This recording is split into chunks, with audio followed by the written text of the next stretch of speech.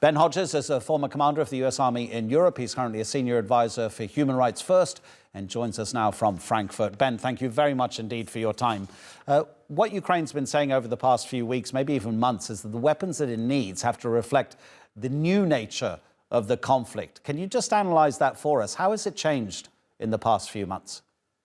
I think the Ukrainian General Staff realizes that they are able to hold back Russian forces with what they have, and that the decisive terrain for this war is Crimea. And so I think now they're starting to build up a capability that would enable them to isolate Crimea and then make Crimea untenable for Russian forces so that Russians would have to leave.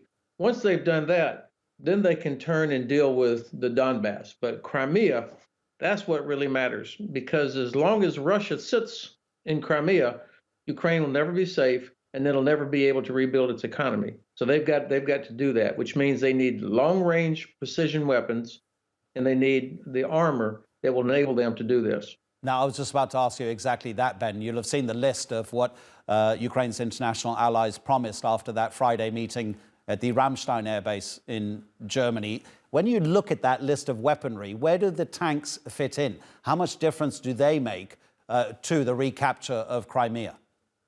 So, Friday, there was so much good stuff that came out of Ramstein that was unfortunately overshadowed by this kerfluffle over tanks and the missed opportunity by Germany to clarify once and for all their policy and their strategy about Ukraine. Eventually, they'll get it right. I mean, we're seeing this, but it really was a missed opportunity for the German government and for the new defense minister to clarify once and for all.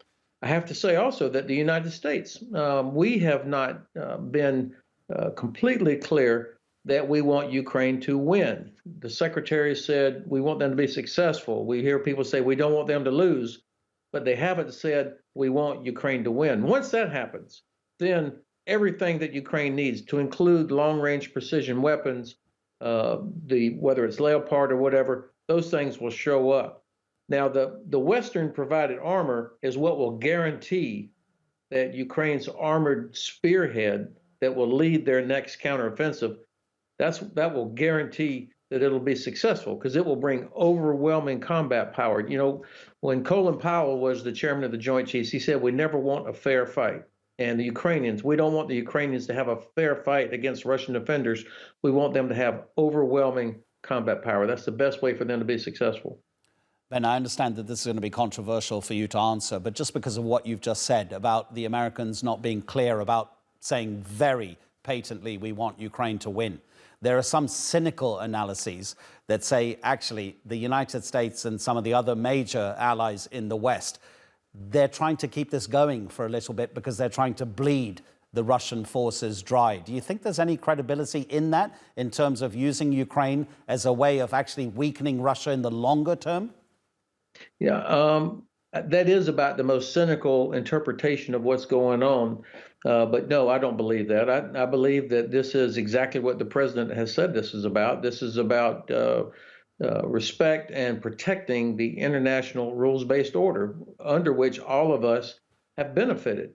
The United States has our European allies. Our security and stability depends on European security and stability. So it's in our interest that Russia is defeated as quickly as possible. So no, I don't accept that cynical criticism that I have heard from others, that we're spooning out capabilities because we do want to prolong it. And I don't see or hear anything from any responsible leader in our government that would lead me to believe that. And do you think Washington, Rome, Madrid, London, whoever they may be, will be looking at the history of corruption in Ukraine? Just in 2021, Transparency International ranked it 122 out of 180 countries. And you'd rather be at the top of that list. You'd rather be number one, not number 180. And this massive crackdown, which also includes allegations of people within government taking kickbacks from the delivery of humanitarian aid, of military assistance, all of this, what difference will that make to the way the West supports Kiev? I mean, sorry, Ben, before you answer that, what I wanted to point out was that corruption also affects human rights. So both with your military background and now working for Human Rights First, corruption is something that damages, of course. Yeah, for sure.